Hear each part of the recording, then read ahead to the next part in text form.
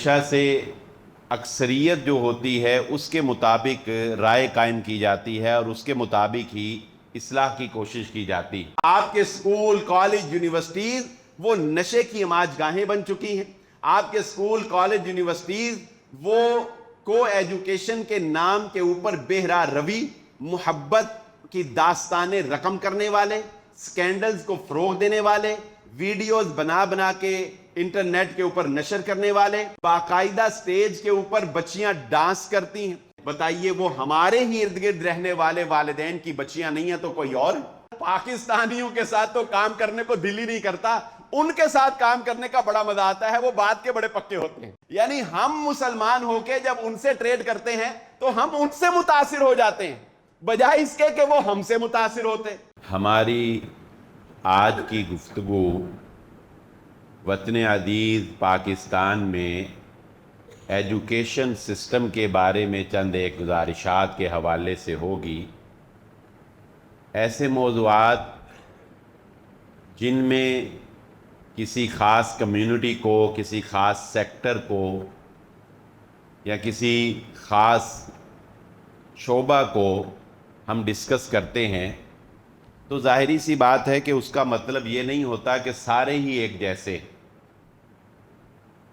ہمیشہ سے اکثریت جو ہوتی ہے اس کے مطابق رائے قائم کی جاتی ہے اور اس کے مطابق ہی اصلاح کی کوشش کی جاتی، اور اس میں بہرحال اچھے لوگ اور اچھے کام کرنے والے لوگ وہ ہر سیکٹر میں، ہر شعبے میں موجود ہوتے ہیں، اور اسی طرح بلیک شیپس جو ہیں وہ بھی ہر شعبہ کے اندر، کالی بھیڑیں یا ایک مچھلی ایسی جو تالاب کو گندا کرے، وہ بہرحال ہر سیکٹر میں اس کی گنجائش جو ہے وہ ہوتی ہے کہ ایسا معاملہ کہیں نہ کہیں ہوگا۔ تو اس لیے ہم جب ڈسکس کریں تو آپ یہ نہ سمجھا کریں کہ وہ ہم ہیں، کیونکہ ہم تو بہت اچھے ہیں، ٹھیک ہے نا۔ دارالسلام میں بیٹھے ہوئے نمازی جو جمعے میں ہیں، ہم جب بھی کوئی ایسا ٹاپک ڈسکس کرتے ہیں جس میں ہم اپنے آپ کو جھنجھوڑتے ہیں تو آپ قطعاً یہ ٹینشن نہ لیا کریں کہ وہ ہم ہیں، کیونکہ آپ یہی سمجھا کریں کہ نہیں، ہم بہت اچھے ہیں، ہم ریگولر جمعہ پڑھ کے ہم نے اپنے آپ کو بالکل ٹریک پہ کر لیا ہے۔ اب تو ہم جو ڈسکس کرتے ہیں وہ تو دوسروں کے لیے کرتے ہیں، دوسرے سمجھ جائیں، دوسرے کسی طرح اچھے ہو جائیں تو چلو ہمیں بھی اس کا فائدہ ہو جائے گا۔ تو آج ہم اسی ٹاپک کے اوپر گفتگو کر لیتے ہیں اور بات کو سمجھنے کی کوشش کرتے ہیں کہ یہ ایجوکیشن سسٹم جو ہے اس کی خرابیاں کیا ہیں۔ ہم اس سسٹم کا حصہ ہیں اور ہم مجبور ہیں کہ اس سسٹم سے ہم نکل نہیں سکتے، لیکن اس سسٹم کے اندر رہتے ہوئے کیا بچنے کی کوئی صورت ہے؟ کیا ہماری کوئی ذمہ داریاں بنتی ہیں؟ کیا ہم کم سے کم اس کے نقصانات جو ہیں وہ اپنے تک پہنچائیں اور اسی سسٹم کے اندر رہتے ہوئے ہم ایک پازیٹیو رزلٹ جو ہے وہ حاصل کر سکتے ہیں یا کہ نہیں کر سکتے؟ سب سے پہلے تو یہ بات سمجھ لیجئے کہ سکول سسٹم سے اس کا آغاز ہوتا ہے۔ سکول سسٹم میں، سرکاری سکول میں کوئی بھی اپنے بچے کو پڑھانا نہیں چاہتا، لیکن سرکاری سکول میں نوکری ہر بندہ کرنا چاہتا ہے۔ سرکار کی نوکری ہر بندہ اس لیے کرنا چاہتا ہے کیونکہ سرکار کی نوکری میں اس کو کام کم کرنا پڑتا ہے اور سیلری زیادہ ملتی ہے، پینشن کی اور ریٹائرمنٹ کے بعد جو الائنس ملتے ہیں ان کے بینیفٹس اپنی جگہ ہیں، جبکہ نوکری پکی ہے۔ پرائیویٹ سیکٹر میں کام کرنے کے لیے آپ کو اپنی سکل، اپنی ایبلٹی، اپنی صلاحیت جو ہے ان کو ایکٹیو رکھنا پڑتا ہے اور مسلسل کام کرنا پڑتا ہے۔ اس لیے یہ بات سمجھ لیجئے کہ سرکاری سکول اور پرائیویٹ سکول جو ہے اس کا ایک بنیادی فرق جو ہے وہ تعلیم کا فرق تو ہے ہی، لیکن وہ سٹیٹس کا فرق بھی ہے۔ یعنی سرکاری سکول بھلے آپ کے پرائیویٹ سکول سے کتنا ہی اچھا کر دیا جائے، لیکن کوئی بھی بندہ جو سٹیٹس سمبل کا مارا ہوا ہے وہ پھر بھی اپنے بچے کو سرکاری سکول میں نہیں پڑھائے گا۔ اس کی وجہ سٹیٹس ہے۔ پرائیویٹ سکول میں پڑھانا یہ ایک امیر ہونے کی اور ایک لگژری لائف والوں کا ایک مائنڈ سیٹ ہے کہ وہ پرائیویٹ سکول میں ہی پڑھیں گے۔ پھر پرائیویٹ سکول کی بھی کیٹیگری ہے، ایک مڈل کلاس کے لیے پرائیویٹ سکول ہے، ایک ہائر کلاس کے لیے پرائیویٹ سکول ہے۔ وہ یہ ڈیفرنس اتنا زیادہ ہے کہ کبھی بھی لگژری یا ایلیٹ کلاس کا جو اسٹوڈنٹ ہے، جو بچہ ہے، وہ کبھی بھی مڈل کلاس کے بچے کے ساتھ مینٹلی ایڈجسٹ ہو ہی نہیں پاتا، ہو ہی نہیں سکتا۔ وہ دونوں ایک جگہ پر اکٹھے رہ کر کام کریں اور دونوں اپنے آپ کو برابر سمجھیں، ایسا ہو ہی نہیں سکتا۔ ذات پات کا نظام تو ایک طرف رہ گیا، ہم تو اس بات کو روتے ہیں نا کہ ذات پات میں کم ذات اور زیادہ بڑی ذات جو ہے وہ ایک دوسرے کو حقیر سمجھتے ہیں۔ نہیں، ایسا نہیں، صرف ذات پات میں ہی یہ حقارت کا پہلو نہیں ہے، بلکہ آپ کا ایجوکیشن سسٹم بھی ایسا ہے جو آپ کے اندر اونچ نیچ کے معیار کو تقسیم کرتا ہے۔ ہائر ایجوکیشن یعنی اچھے سکولوں میں، مہنگے سکولوں میں، مہنگے پرائیویٹ سکولوں میں پڑھنے والے بچے لو سکولوں میں پڑھنے والے بچوں کو ساتھ بٹھانا پسند نہیں کرتے، وہ ان کو برا ہی سمجھتے ہیں، وہ ان کو لو کلاس ہی سمجھتے ہیں۔ مولانا ارشاد اللہ قصری صاحب حافظ اللہ تعالیٰ نے ایک دفعہ 2-4 منٹ کی ہمارے ساتھ گفتگو کی۔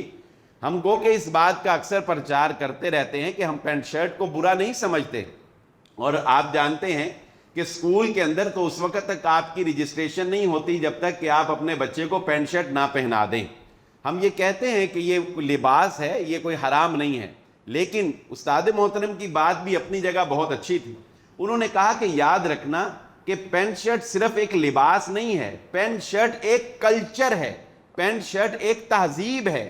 پینٹ شرٹ پہننے کے بعد بچہ کبھی بھی شلوار قمیض والے کو پسند نہیں کرے گا۔ پینٹ شرٹ پہننے والا شلوار قمیض پہننے والے کو ہمیشہ اپنے سے ڈی ویلیو ہی سمجھے گا، وہ ہمیشہ اس کو پیچھے ہی سمجھے گا، وہ بیکورڈ ہی سمجھے گا، اور وہ ہمیشہ اس کو مذہبی رنگ دینے کی کوشش کرے گا۔ اگرچہ پینٹ شرٹ پہننے والا اس سے زیادہ ماڈرن ہو، لیکن لباس کا یہ اثر جو ہے یہ بھی آپ کو سوسائٹی کے اندر نظر آئے گا۔ تو یہ سارے جو مائنڈ سیٹ ہیں، یہ آپ کا ایجوکیشن سسٹم جو ہے یہ اس کو ڈیولپ کرتا ہے۔ آپ دیکھیے کہ آپ کے سکولوں کے اندر سب سے پہلے آپ کے بچے کو میوزک سے ایوائڈ کرنا یہ ناممکن ہے۔ یعنی آپ بھلے کتنے ہی مذہبی کیوں نہ ہوں، آپ بھلے کتنے ہی دیندار کیوں نہ ہوں، آپ بھلے خطبہ جمعہ ہی کیوں نہ دیتے ہوں، لیکن آپ کے بچے جس سکول میں پڑھیں گے وہاں پر کسی نہ کسی طرح سے، کسی نہ کسی ایونٹ کے اوپر انہیں میوزک کی عادت جو ہے وہ سکول سے ڈالی جائے گی، نمبر 1۔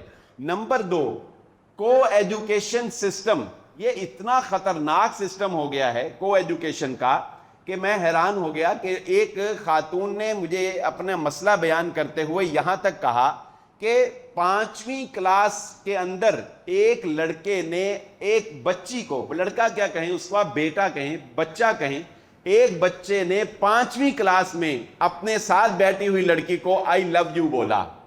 یعنی آپ اندازہ لگائیں کہ کو ایجوکیشن ہم یہ سمجھیں کہ شاید میٹرک کے بعد الگ کی جائے، الگ ہونی چاہیے، اب ویسے سکولوں نے 5ویں کلاس کے بعد ہی میرا خیال ہے کہ اس کو الگ کر دیا ہے، لیکن بات تو اتنی بگڑ چکی ہے کہ اب 5ویں میں بیٹھا ہوا بچہ جو ہے اس کا بھی فوکس کتاب کے اوپر نہیں ہے، اس کا بھی فوکس تعلیم کے اوپر نہیں ہے، اس کا بھی فوکس جو ہے وہ ٹیچر کے اوپر نہیں ہے، بلکہ اس کا بھی فوکس اپنے ساتھ بیٹھی ہوئی لڑکی کے اوپر ہے۔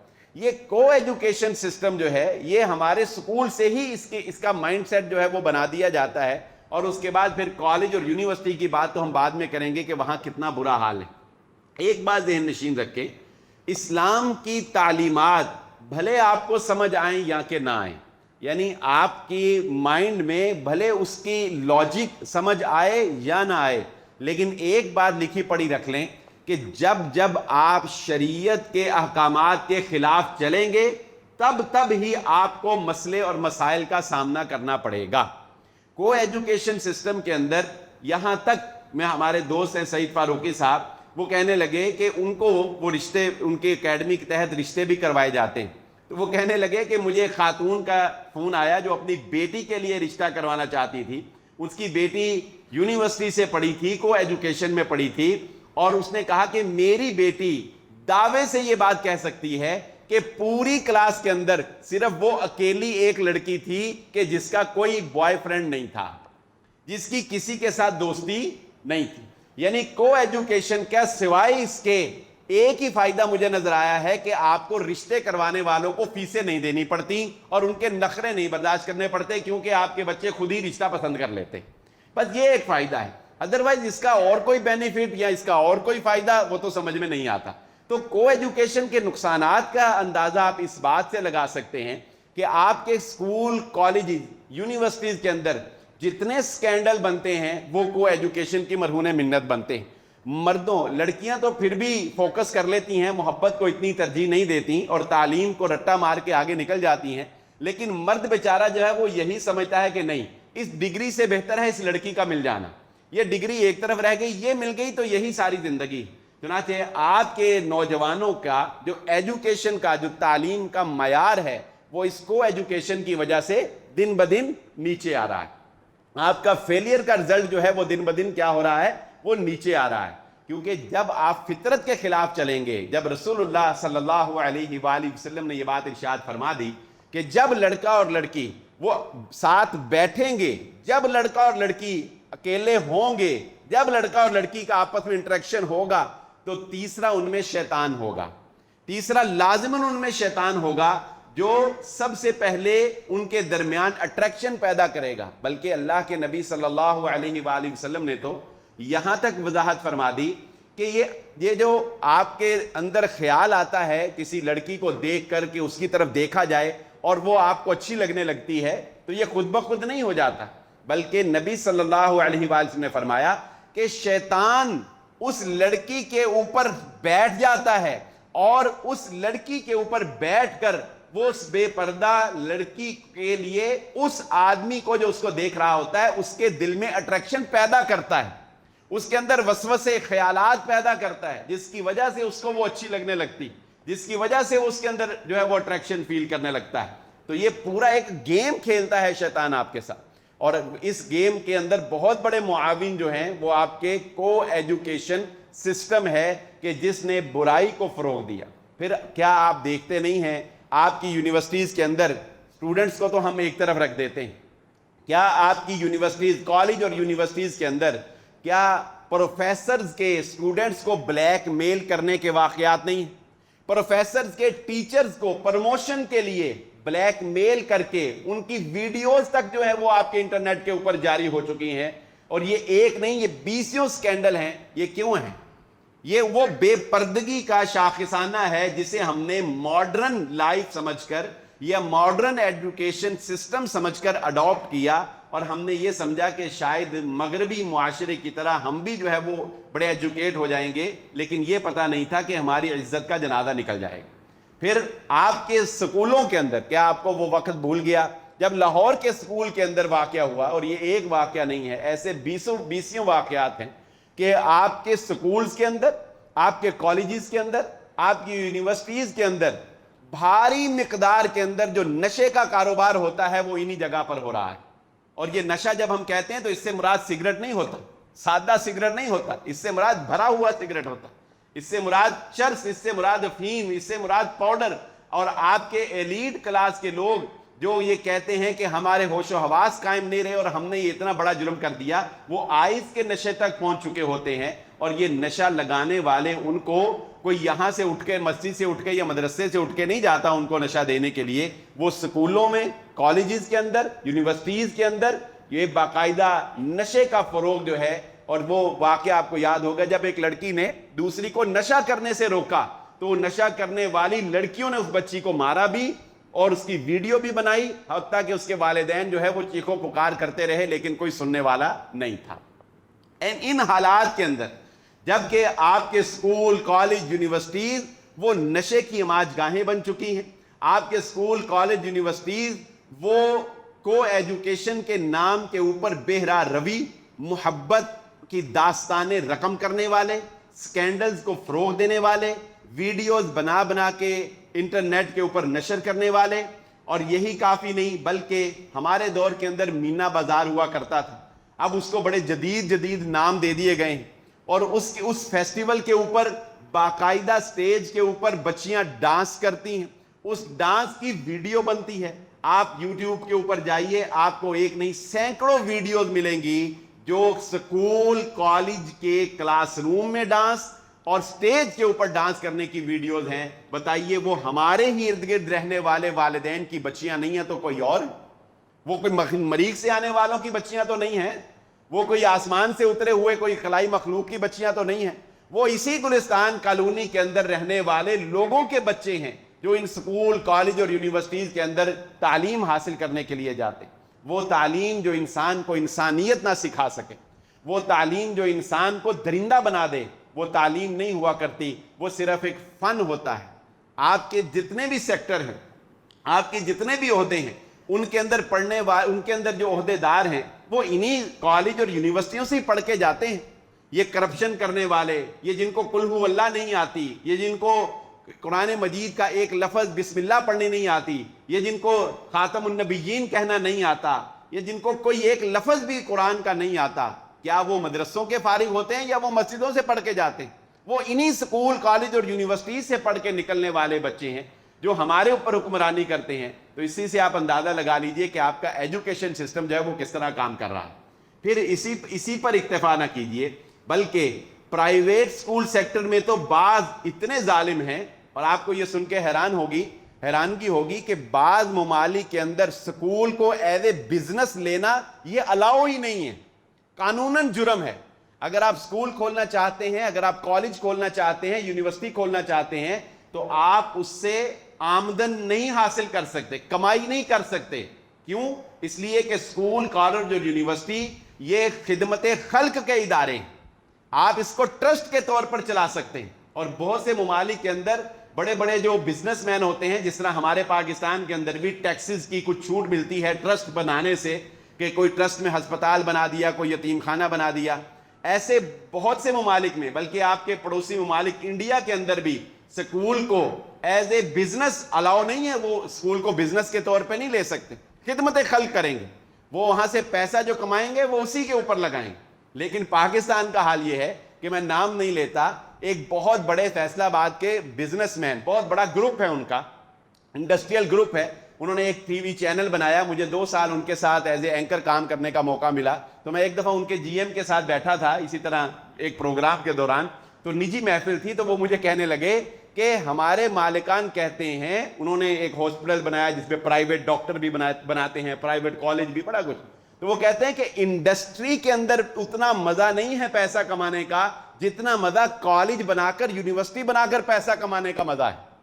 یعنی 70-80 لاکھ میں ایک ڈاکٹر بنتا ہے، اور وہ ڈاکٹر صاحب بننے سے پہلے اپنی فیس دیتے ہیں۔ ادھر تو پہلے بھائی لیبر کا ارینج کرو، را مٹیریل خریدو، مشینیں خریدو، بناؤ، بنا کے بعد بیچو، بیچنے کے بعد پھر ڈر لگا رہتا ہے ادھار کہتے مر نہ جائے۔ اور ادھر کیا ہے؟ ادھر ڈاکٹر صاحب کہتے ہیں کہ سر یہ 15 لاکھ پکڑیے، 6 ماہ کی ایڈوانس فیس، میں 6 ماہ بعد میں پڑھوں گا، پہلے میری فیس لے لیجیے۔ پہلے ایڈوانس پیسے دیتے اور اس ایڈوانس پیسے سے پھر وہ پیسہ کماتے ہیں۔ تو وہ کہتے ہیں کہ جتنا مزہ کالج یونیورسٹی سے پیسے کمانا کا ہے، یہاں پر بیٹھے ہوئے بہت سے بزنس مین کے لیے یہ ایک ٹپ بھی ہے۔ اگر آپ بزنس کرنا چاہتے ہیں نا کوئی، تو یہ کریں، یہ کالج یونیورسٹی بنائیں، اسکول بنائیں، اس جیسا بزنس پاکستان کے اندر اور کوئی نہیں، بہت کامیاب بزنس۔ تو پاکستان کے اندر اسکول، کالج اور یونیورسٹیز کو صرف پیسہ کمانے کے لیے، پیسہ بنانے کے لیے چلایا جا رہا ہے، اور ہمارے بچوں کو سکھایا بھی یہی جاتا ہے۔ آپ جتنے بھی موٹیویشنل اسپیکر، جتنے بھی ویڈیوز، جتنے بھی لیکچر دیکھیں گے، ایون کہ ماں باپ کا ذہن، مائنڈ سیٹ آپ دیکھیں گے، وہ اپنے بچے کو یہی کہیں گے، بیٹا پڑھو گے نہیں تو کماؤ گے کیسے؟ یہ پڑھو گے تو اتنی آمدن ہوگی۔ سب سے زیادہ آمدن ڈاکٹرز کی ہے، نہ کوئی ٹیکس لگتا ہے، نہ ان کو کوئی پوچھنے والا ہے، وہ آپریشن کرنے سے پہلے یہ انگوٹھا بھی لگوا لیتے ہیں، فیس وہ پوری لیتے ہیں، لاش وہ بعد میں دیتے ہیں۔ لہذا اگر تم ڈاکٹر بن گئے تو تمہاری 10 کی 10 گھی میں، اور اگر تم انجینئر بن جاؤ تو بھی اور اچھی بات۔ تو یہ سب جو ایجوکیشن کا کھیل ہے، یہ کس پر انحصار کرتا ہے؟ پیسہ کمانے پر۔ بچے کی سوچ پیسہ کمانا، تعلیم حاصل کر کے امیر بننا، یہ بات بالکل اس کے ذہن میں نہیں ہے کہ مجھے ایک اچھا انسان بھی بننا ہے، مجھے ڈاکٹر تو بننا ہے لیکن ڈاکٹر کے ساتھ مجھے ایک اچھا انسان بھی بننا ہے، مجھے انجینئر تو بننا ہے مگر مجھے ایک اچھا انسان بھی بننا ہے۔ آن لائن کا بہت دورہ ہے، آن لائن کام کا بہت دورہ ہے۔ میرا اکثر ان لوگوں سے رابطہ رہتا ہے کسی نہ کسی مسائل کے طور پہ، تو میں نے ایک تجزیہ کیا، میں نے ایک انالیسس کیا۔ وہ بہت سے ہمارے دوست جو آن لائن کام کرتے ہیں، ظاہر ہے کہ آن لائن کام جو زیادہ تر ہوتا ہے نا، وہ باہر کے ممالک میں ہوتا ہے، یو ایس اے میں ہو گیا، یو کے میں ہو گیا۔ یہ ان لوگوں کے لیے فری لانسنگ کے طور پر اپنی سکلز جو ہیں وہ پرووائڈ کرتے ہیں، یا ٹریڈ کرتے ہیں، یا بہت سے کام ہیں اس میں کیے جاتے ہیں۔ میں اپنا ذاتی ایکسپیرینس آپ کو بتاتا ہوں۔ جتنے بھی میرے ساتھ رابطہ کیا جنہوں نے، جو آن لائن کام کرتے تھے، آج تک ہم مسلمان ہیں، ہم دارالسلام مسجد میں ریگولر جمعہ پڑھنے والے ہیں، میں اس میں شامل ہوں، جتنے بھی اسٹوڈنٹس تھے، جتنے بھی آن لائن کام کرنے والے تھے، ایک بندے کو بھی میں نے یہ کہتے نہیں سنا کہ سر میں نے گوروں کے ساتھ ایسی زبردست ڈیل کی کہ گورا مجھ سے متاثر ہو گیا. میں نے نہیں سنا. ہاں میں نے یہ سنا سر پاکستانیوں کے ساتھ تو کام کرنے کو دل ہی نہیں کرتا، ان کے ساتھ کام کرنے کا بڑا مزہ آتا ہے، وہ بات کے بڑے پکے ہوتے ہیں. یعنی ہم مسلمان ہو کے جب ان سے ٹریڈ کرتے ہیں تو ہم ان سے متاثر ہو جاتے ہیں، بجائے اس کے کہ وہ ہم سے متاثر ہوتے، بجائے اس کے کہ وہ متاثر ہوتے کہ میں نے ایک مسلمان کے ساتھ ڈیل کی، وہ کمٹمنٹ کا بڑا پکا تھا، وہ رول کا بڑا پکا تھا، وہ ٹائم کا بڑا پکا تھا، اس نے ڈنڈی کوئی نہیں ماری، اس نے اپنی ایفرٹ پوری لگا دی. بجائے اس کے کہ وہ ہم سے متاثر ہو کے مسلمان ہوتے، بلکہ ہمارا پاکستانی، ہمارا مسلمان، اس ایجوکیشن سسٹم سے نکلا ہوا بندہ، وہ جب ان سے ڈیل کرتا ہے تو وہ ڈیل کرنے کے بعد کہتا ہے کہ سر کام کرنے کا مزہ ان کے ساتھ آتا ہے، وہ بات کے بڑے پکے. یہ ہمارا حال ہے. یعنی یہ الٹی گنگا چلنے لگ گئی. چہ جائے کہ ایک وقت وہ تھا، شاید آپ کو یاد ہوگا کہ تاریخ اگر آپ پڑھیں گے تو بر صغیر کے اندر بھی مورخین نے یہ لکھا ہے کہ بر صغیر کے اندر اسلام کے پھیلنے کی ایک بہت بڑی وجہ جو ہے وہ مسلمان تاجروں کی ایمانداری تھی. مسلمان تاجر جب یہاں پر ڈیل کرتے تھے، جو بات کرتے تھے، جو تجارت کرتے تھے، اس پر اتنی پکی گرفت تھی ان کی، اس پر اتنی پختہ گرفت تھی ان کی کہ وہ اپنی اس بات سے پھرتے نہیں تھے. ان کی ایمانداری کو دیکھ کے لوگ مسلمان ہونے لگ گئے. اور اس دور کے اندر اس سکول سسٹم سے نکلنے کے بعد دو چیزوں کا جو ہے وہ دھیان رکھنا بہت مشکل ہو گیا. یہ بات بھی سمجھ لیجیے، اور یہ بات جتنی بھی میں کر رہا ہوں یہ انشاءاللہ آپ کو مشاہدے میں نظر آئیں گی. یہ کوئی ہوائی باتیں نہیں ہیں، یہ باتیں آپ کو اپنے ارد گرد، اپنے ماحول کے اندر، اپنی کمیونٹی کے اندر نظر آئیں گی. اور جو بات میں اب کرنے لگا ہوں اس کو ذرا مزید دھیان سے سنیے گا اور مزید توجہ سے سنیے گا. یہ بات کیا ہے؟ آج کے اس دور کے اندر دو چیزوں کی حفاظت کرنا یاد رکھ لیجئے بہت مشکل. دو چیزیں پتہ نہیں لگتا کب ہاتھ سے نکل جائیں. پتہ نہیں لگتا کہ بندے کو نظر کچھ آ رہا ہو اور اندر کھاتے کام ہو چکا ہو، کام کچھ اور ہو چکا ہو. پتہ یہ لگ رہا ہے کہ بیٹا تو جی کرتا ہے، بڑا فرما بردار ہے، اور اس نے ادھر سے کورٹ میرج جا کے کڑکا بھی دی. پتہ بعد میں لگتا ہے کہ وہ ہو، یہ تو کام آگے نکل گیا، شادی سے ایک ہفتہ پہلے ہی بھاگ گیا. ایسے بہت سے واقعات ہیں. تو دو چیزوں کی حفاظت کرنا اس دور کے اندر بہت مشکل ہے. نمبر ایک، اپنے ایمان کی حفاظت کرنا. یہ بات ذہن نشین رکھیں. ایمان کی حفاظت کرنا اس وقت اتنا مشکل ہو گیا ہے کہ پتہ نہیں لگتا کہ کب انسان جو ہے وہ ایک کلک کرتا ہے اور بات کہاں سے کہاں پہنچ جاتی ہے. بڑا وہ نمازی اور پرہیزگار ہوتا ہے لیکن مجبور ہو جاتا ہے انسان کہ کب اس کی زبان سے جھوٹ نکل جائے، کب اس سے وعدہ خلافی ہو جائے، کب اس سے ڈنڈی بچ جائے، کب اس کا ایمان جو ہے وہ اللہ کی ذات سے ہٹ کر مال کے اوپر چلا جائے، کب وہ یہ سوچنے لگ جائے کہ مال سے ہی سب کچھ ہوتا ہے. آ گیا نا تذبذب انسان کے اندر. کب انسان اللہ پہ یقین کی بجائے اسباب کے اوپر یقین کرنے لگ جائے.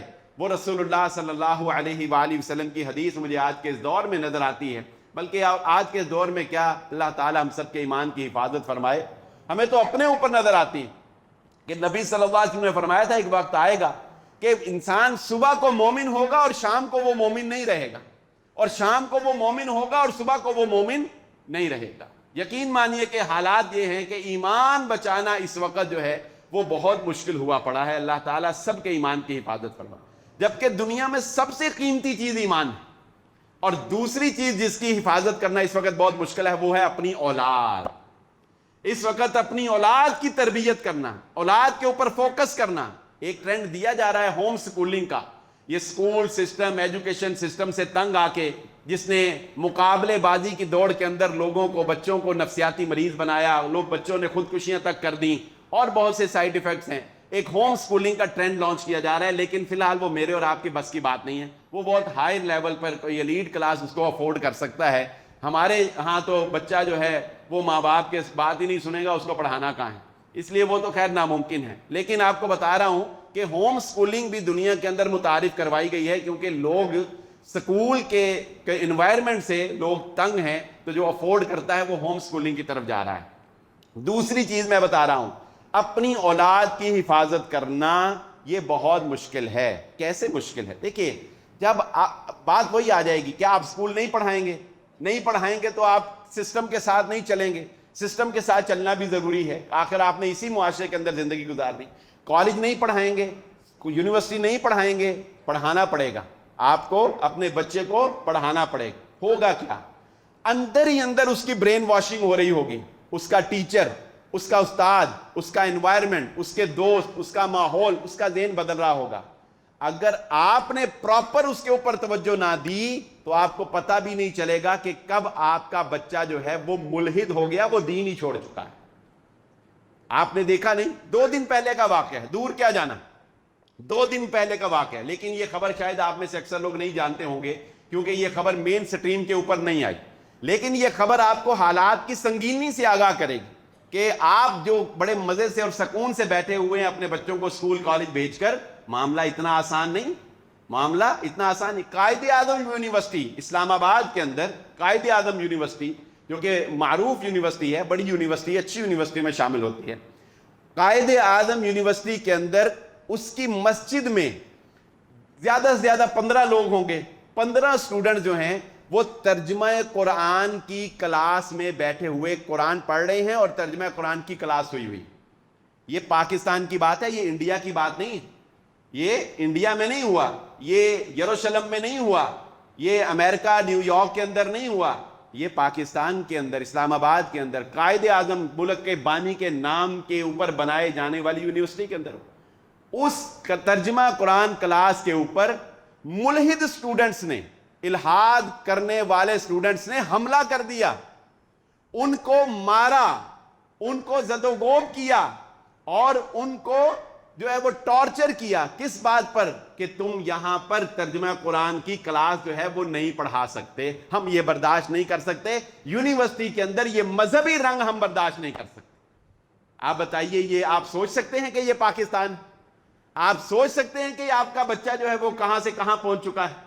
آپ کے بچے ان اسکول، کالج اور یونیورسٹیز کے اندر الحاد کی طرف جا رہے ہیں. میں نام نہیں لیتا لیکن ایسی سینکڑوں مثالیں موجود ہیں کہ وہ علماء، میں اور آپ تو شاہی کوئی نہیں، ہم تو کسی نہ 3 میں نہ 13 میں، وہ علماء جن کے آباء و اجداد تک ایک پورا دینی اور ایک پورا مذہبی گھرانہ ہے، کیونکہ وہ افورڈ کرتے تھے، انہوں نے اعلیٰ تعلیم ان کو دلائی، تو ان کے بچوں میں دین نام کی کوئی چیز باقی نہیں رہی.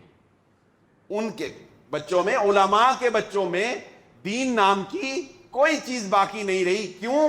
وہ یہ سمجھتے تھے کہ شاید ہم دیندار ہیں تو ہم اپنے بچوں کو اعلیٰ تعلیم دلا کے ساتھ ساتھ دین چلا لیں گے، یا چلو میٹرک کے بعد دین چلا لیں گے. لیکن ایسا ہو نہیں سکا. انہیں پتہ ہی نہیں چلا کہ کب ان کے بچے جو ہے وہ ان کے ہاتھ سے نکل گئے، کب ان کے بچے جو ہے وہ ان کے ہاتھ سے جاتے رہے.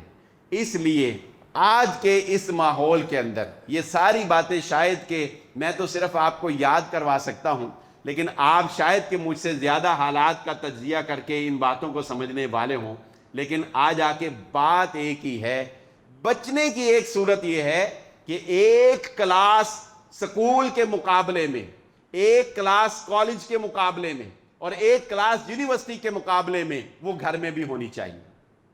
اگر آپ کے گھر میں باپ کی نگرانی میں، ماں کی نگرانی میں یا گھر کے کسی سربراہ کی نگرانی میں اگر گھر میں ایک کلاس نہیں ہوتی جس میں ان کو اخلاقیات سکھائی جائیں، جس میں ان کو ویلیوز بتائی جائیں معاشرے کی، جس میں ان کو قرآن کی تعلیم دی جائے، جس میں ان کو نبی صلی اللہ علیہ وآلہ وسلم کی سیرت کے بارے میں بتایا جائے. اور آگے آگے تو حالات اتنے سنگین آ رہے ہیں، میں ایسی خبریں سن کے دل جو ہے وہ خون کے آنسو روتا ہے. ہم نے کیا ترقی کرنی ہے، ہماری ایجوکیشن سسٹم جو ہے وہ کیا کہیں اسٹوڈنٹس کو پہنچائے گا. انڈیا اس وقت پوری دنیا میں آئی ٹی کے جتنے بھی ٹاپ کے لوگ ہیں وہ انڈین ہیں. جتنے بھی آپ کی بڑی بڑی کمپنیز ہیں، آپ کی جتنی بھی بڑی بڑی کمپنیز ہیں جو انٹرنیٹ کے اوپر کام کر رہی ہیں، ان کے جتنے بھی ہیڈ ہیں وہ انڈینز ہیں. اور وہ پتہ کیا کام کر رہے ہیں؟ مجھے نام سے یاد آ گیا، نبی صلی اللہ علیہ وسلم کی سیرت کی بات ہوئی تو مجھے یاد آ گیا. وہ پتہ کیا کر رہے ہیں؟ وہ کیا کر رہے ہیں کہ وہ انٹرنیٹ کے اوپر، یہ آج تک یہ اصول رہا تھا کہ جہاں بھی نام نامی اس میں گرامی محمد صلی اللہ علیہ وآلہ وسلم آتا ہے تو وہاں بائی ریسپیکٹ پیس بھی اپون ہم انگلش کے اندر وہ پی ایچ اس کا مخفف کر کے یا صلی اللہ علیہ وآلہ وسلم لکھا جاتا ہے. آپ کو پتا ہے کہ ایسا لکھا جاتا ہے. یا اوپر بہت شارٹلی کیا جائے تو اوپر صاد ڈال دی جاتی. یہ بہت شارٹلی. لیکن باقاعدہ انہوں نے کہا ہے کہ ہمارا جہاں زور چلے گا ہم نبی صلی اللہ علیہ وآلہ وسلم یعنی محمد کے نام کے ساتھ صلی اللہ علیہ وسلم نہیں لکھنے دیں گے, ہم اس کو مٹاتے چلے جائیں گے. یعنی آپ کے 10-15 سال بعد, ذرا تصور تو کرو کہ 15 سال بعد تمہارا بچہ جب محمد کا نام آئے گا تو صلی اللہ علیہ وسلم لکھنا نہیں جانتا ہوگا, اسے یہ نہیں پتا ہوگا کہ صلی اللہ علیہ وآلہ وسلم کی اہمیت کیا ہے, کیوں ہر مجلس اور ہر نام کے ساتھ ہم رسپیکٹ کے لیے صلی اللہ علیہ وسلم بولتے. یہ ہے وار, یہ ہے اصل جنگ, یہ ہے وہ نفسیاتی جنگ جو وہ ایک سسٹم کے ذریعے سے آپ تک پہنچا رہے ہیں. اور آپ بہت راضی ہیں کہ آپ مہنگی فیسیں دے کے آپ کے بچے کو, اور یہ سسٹم ہی ایسا ہے. یہ مدارس کی بات کر لیں یا سکول سیکٹر کی بات کر لیں, یا آپ یہ ہر جگہ یہ ایک جیسا ہی حال. کیا کہ ہمارے سکول سسٹم کے اندر یا مدارس سسٹم کے اندر وہ بہت زیادہ جو فوکس کیا جاتا ہے, وہ یہ سسٹم ایسا ہے کہ اس میں صرف رٹے کے اوپر فوکس کیا جاتا ہے, امپلیمنٹ کے اوپر فوکس نہیں کیا جاتا. میں چونکہ مدرسے سے پڑھا ہوں تو چلو میں آپ کو مدرسے کی مثال دے دیتا ہوں. آپ کہیں گے پڑھا مدرسے میں ہے تو مثالیں اسکول کی دے رہا, تو باہر اب ویسے میں نے BA بھی کیا ہے الحمدللہ, لیکن میں آپ کو مدرسے کی مثال دے دیتا ہوں. مدرسے کے اندر 8 سال اس کو آپ خود ہی اسکول کے اوپر اپلائی کر لیجئے گا. مدرسے میں 8 سال پڑھنے کے بعد بچہ امتحان بھی پاس کر لیتا ہے, اور یہ بھی ممکن ہے کہ وہ اچھے نمبروں سے امتحان پاس کر لے, لیکن اس کے باوجود چونکہ مدرسے کی بیس کیا ہے, عربی لینگویج, اس کے باوجود بچہ جو ہے نہ وہ عربی بول سکتا ہے نہ وہ عربی پڑھ سکتا ہے. عربی بول نہیں سکتا, عربی پڑھ نہیں سکتا. اکثریت مدارس کا یہی حال ہے. ٹھیک ہے, یہی اب آپ اپلائی کر لیں دوسری طرف کہ اکثر بچے جو ہیں وہ 15 سال جو ہے وہ پڑھنے کے باوجود صرف انہوں نے رٹا مار کے پاس کیا ہوتا ہے. اگر مجھے آج تک وہ ایک بڑی پیاری نظم تھی, کہتے ہیں کہ میتھ میں الجبرا کیوں رکھا گیا, تو کہتے ہیں کہ میتھ میں الجبرا صرف بچوں کو فیل کرنے کے لیے رکھا گیا. آج تک کسی بچے کو یہ سمجھ نہیں آیا کہ 2 بریکٹوں کے اندر A+B جو لکھا جاتا ہے اس کو اپلائی کہاں پہ کرنا ہے, یہ زندگی میں کام کہاں آئے گا, یہ آگے جا کے کہاں پہ اس کو ہم نے داخل کرنا ہے. آج تک کسی کو سمجھ, نیٹورک میں ہم نے پڑھا, آپ نے پڑھا, وہ نکال کے الجبرے کے سوال تھک گئے, لیکن کبھی سمجھ آیا, الٹی ضربے دے کے ہم تھک گئے. لیکن یہ آج تک آپ کو کسی استاد نے کسی نے بتایا کہ بیٹا زندگی میں آگے جا کے یہ فلاں جگہ پہ فلاں سیکٹر میں تمہیں ضرورت بھی پیش آ سکتی نہیں. تو یہ سسٹم کی خرابی جو ہے, یہ تو بہرحال ماہر تعلیم جو ہیں وہ آپ کو مجھ سے زیادہ بہتر بتا سکیں گے. لیکن ہم تو بات کر رہے ہیں اخلاقیات کی, ہم تو بات کر رہے ہیں انسانیت کی, ہم تو بات کر رہے ہیں اسلام کی, کہ بھائی وہ سکول سسٹم لاؤ, وہ ایجوکیشن سسٹم لاؤ جو تمہارے بچے کو پڑھنے کے بعد اچھا مسلمان بھی بنا دے, اچھا انسان بنا دے. وہ جب کسی کے ساتھ ڈیل کرے تو وہ باکمال ہو, اس کی گفتگو کا انداز, اس کے اٹھنے بیٹھنے کا انداز, اس کے پہننے کا انداز, اس کے بات کرنے کا انداز, اس کے اندر بدتمیزی نہ. ایک انٹرویو کے دوران مجھے اسی طرح ایک اتفاق ہوا, ایک انٹرویو میں شرکت کی, ایک ہائی لیول کے اسکول کا پرنسپل تھا. آف دی کیمرے جو بات ہوتی ہے وہ سچ ہوتی ہے, یہ یاد رکھنا. آن کیمرہ جو باتیں ہوتی ہیں وہ صرف بناوٹی ہوتی ہیں, آف دی ریکارڈ جو بات ہوتی ہے نا وہ بات بڑی پکی ہوتی. آف دی کیمرہ اس نے مجھے کہا پروگرام تو ہم کرنے جا رہے ہیں لیکن ایک بات یاد رکھ لیں, ہم بچوں کو بدتمیز بناتے ہیں. ہمارا کام یہ ہے کانفیڈنس کے نام کے اوپر, بچے کے اندر کانفیڈنس کے نام کے اوپر اور آزادی رائے کے نام کے اوپر, کہ بچہ جو ہے وہ اپنی رائے جو دینے میں بالکل آزاد ہو, ہم بچے کو جو ہے وہ بدتمیز بناتے ہیں. یہ ہمارا کمال ہی ہے. تو آپ بتائیے کہ جو اسکول سسٹم خود یہ کہہ رہا ہو کہ ہم بچے کو بدتمیز بناتے ہیں, اس سے آپ کیا یہ امید رکھ سکتے ہیں کہ وہ اسلام نام کی کوئی چیز جو ہے وہ الاؤ کرے؟ بلکہ آپ کے بہت سے اسکول ایسے ہیں کہ جن کے اندر میٹرک تک بچیوں کو دوپٹہ لینا الاؤ نہیں. ایسے اسکول فیصل آباد کے اندر ایسے اسکول موجود ہیں, نام نہیں ہم لیتے, ایسے اسکول موجود ہیں کہ دوپٹہ الاؤ نہیں ہے بیٹیوں کو میٹرک تک. اور ٹیچرز کو مذہبی رجحان کی وجہ سے, میرے ایک دوست, ان کو ایک بڑے ہائی لیول اسکول میں جاب ملی, 3 دن کے بعد پرنسپل نے ان سے یہ کہہ کر معذرت کر لی کہ آپ ہمارے اسکول میں نہیں پڑھا سکتے. انہوں نے کہا کیوں؟ انہوں نے کہا ہم نے آپ کے اندر مذہبی رجحان دیکھا ہے. یہ نہیں کہ انہوں نے کوئی بچوں کو کوئی رفع الیدین کی تلقین کر دی تھی کہ پتر رفع الیدین نہ کیتی تو نماز نہیں ہونی. یہ نہیں کہا انہوں نے کوئی، بلکہ انہوں نے صرف کیا کہا کہ آپ کے ریکارڈ ہوتے ہیں نا لیکچر، جو وہاں پہ اچھی جو اسکول ہیں وہاں پہ ٹیچر کے لیکچر جو ہے وہ ریکارڈ ہوتے ہیں. انہوں نے کہا کہ ہم نے آپ کے لیکچر سنے ہیں، آپ کے لیکچر میں مذہبی رجحان ہے، لہذا یہ ہمیں سوٹ نہیں کرتا، آپ ہمارے ایجوکیشن سسٹم میں نہیں فٹ بیٹھتے، آپ باہر نکل جائیں. بہرحال ہم نہ تو تعلیم کے خلاف ہیں. وہ تو اکبر اعلی آبادی نے کہا تھا، میں نے نہیں کہا کہ نہ. وہ ایک تو اکبر اعلی آبادی نے فرعون کے بارے میں کہا کہ یوں قتل سے بچوں کے بدنام نہ ہوتا، افسوس کہ فرعون کو کالج کی نہ سوچی. نے کہا کالج بنا دیتا ہے، اتنے بچے قتل کیے، کالج بنا دیتا ہے، کسے جوگے نہیں سیدھے میں. اور اقبال نے کہا تھا کہ بچیاں پڑھ رہی ہیں انگریزی، ڈھونڈ لی قوم نے فلاح کی راہ، یہ ڈرامہ دکھائے گا کیا سین، پردہ اٹھنے کی منتظر ہے نگاہ. بہرحال ان کا ایک تجزیہ تھا، ان کا ایک. اور ابن خلدون کو آپ پڑھیں، ابن خلدون تاریخ کے ماہر مانے جاتے ہیں. ابن خلدون کہتے ہیں کہ غلام قوم کی یہ نشانی ہے کہ وہ جس قوم نے اس کے اوپر حکومت کی ہوتی ہے ان کے لباس کو پسند کرتے ہیں، ان کی لینگویج کو پسند کرتے ہیں، ان کے جیسا بننا پسند کرتے ہیں، ان کے جیسی عادتوں کو پسند کرتے ہیں. ان کی اپنی کوئی سوچ نہیں رہتی، اپنی کوئی فکر نہیں رہتی، آپس کے اندر وہ حسد کے اندر مبتلا ہوتے ہیں، ایک دوسرے کو غلام بنانا، غلام رہنا، نوکری کرنا، نوکر بن کے رہنا وہ پسند کرتے ہیں. اس طرح کی اور بہت سی باتیں انہوں نے بتائی کہ جس کو اگر آپ آج کے دور میں دیکھیں گے تو ہمیں پتہ لگے گا کہ حقیقت میں اگرچہ پاکستان آزاد ملک ہے لیکن نفسیاتی اور ذہنی طور پر ہم لوگ غلام ہیں. انگلش لینگویج نہیں ہے، یاد رکھیں، انگلش لینگویج نہیں ہے. انگلش میں تو کہتا ہوں کہ انگلش لازماً سکھائیں، ہر بچے کو انگلش بولنا آنی چاہیے. تبلیغ دین کے لیے یہ بہت ضروری ہے، مدارس کے اندر یہ بہت ضروری ہے. لیکن یہ بات ذہن نشین رکھیں کہ پاکستان کے اندر انگلش ایک کلاس ہے. اگر آپ کو انگلش بولنی آتی ہے تو آپ کو بہت اچھا پروٹوکول دیا جائے گا، آپ کو بہت اچھا سمجھا جائے گا، آپ کو ایلیٹ کلاس سے سمجھا جائے گا. لیکن اگر آپ کو انگلش بولنی نہیں آتی تو آپ کو پاکستان کے اندر اوپر آنے کی کوئی اجازت نہیں. آپ کو بالکل حق نہیں ہے کہ آپ ایک اچھے اردو بولنے والے ہیں تو آپ جو ہے انگلش نہیں آتی تو آپ اوپر آئیں. بلکہ اگلا فیکٹر یہ ہے، مجھے اکثر دوست، شاید ہم نے اس پہ بات بھی کی تھی آخری بار، اکثر دوست جہاں جمعہ پڑھتے ہیں وہ کہتے ہیں جی اردو کی ترویج کے اوپر بات کریں، اردو کو رائج کرنے کے اوپر بات کریں.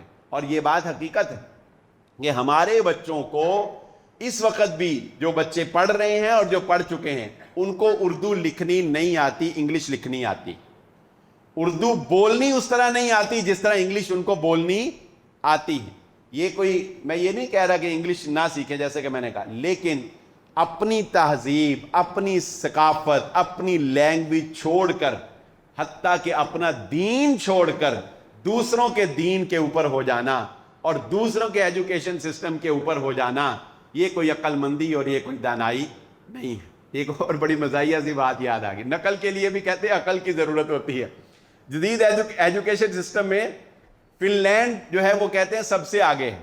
فن لینڈ سب سے آگے، ان کا مزہ یہ ہے کہ وہ بچے کو باؤنڈ نہیں کرتے کہ تو نے لازماً اتنے نمبر ہی لینے نے اور لازماً تو نے ڈاکٹر ہی بننا ہے. وہ بچے کو آزاد سا چھوڑتے ہیں. بہرحال وہ تو وسائل بہت ہیں. میرا ایک دوست ہے، وہ ایک مدرسے میں گئے اور وہ رزلٹ بھی دے رہے ہیں. کل یہی نہیں کہ صرف فن لینڈ کا نظام ہے، اور رزلٹ بھی دے رہے ہیں. ایک مدرسے میں گیا تو وہاں نا 10 بچے حفظ کے 10 بچے پڑھ رہے تھے. وہ کہتا کہ میں قاری صاحب کے پاس بیٹھا تو ایک بچہ پڑھتے پڑھتے اٹھا اور اٹھ کے جا کے برآمدے میں وہ کھیلنے لگ گیا.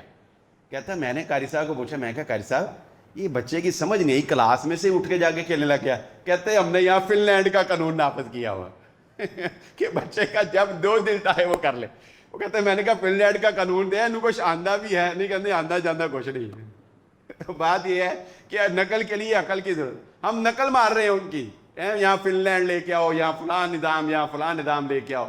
اور دیکھو تو صحیح بن کیا رہے ہیں بچے آخر میں جا کے.